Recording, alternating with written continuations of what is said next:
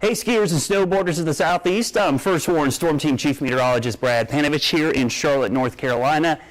Got some good news this week. For the first time in about 2 weeks, we finally are starting to see signs that things are changing. Now on our Futurecast model, it doesn't look good for snow, at least natural snow, but here's the good news. We finally have colder air, especially at night. We're going to see temperatures up and down the Appalachian chain, basically in the teens and 20s the next couple of nights.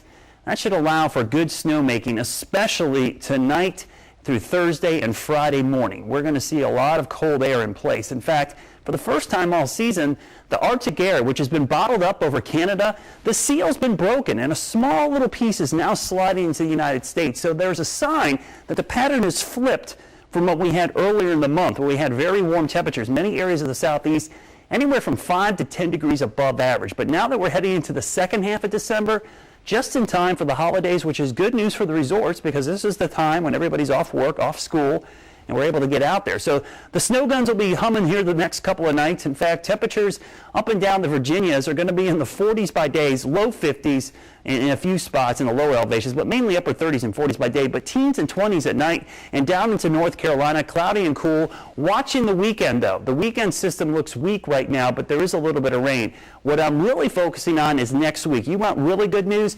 Take a look at next Wednesday. European model. We're looking 8 days out, mind you, 7 to 8 days at this point, really. Big East Coast storm off the Carolina coast. Cold air wrapping in on the backside. This would be significant snow, especially in the North Carolina, Virginia, and West Virginia mountains. We're talking maybe 6 to 7 inches of natural snow and northwest flow on the backside. Good news about this far in advance, not only do we have the European model, but the American model, the GFS model, has the same system. In fact, the GFS is a lot more aggressive, probably 10 to 12 inches of snow.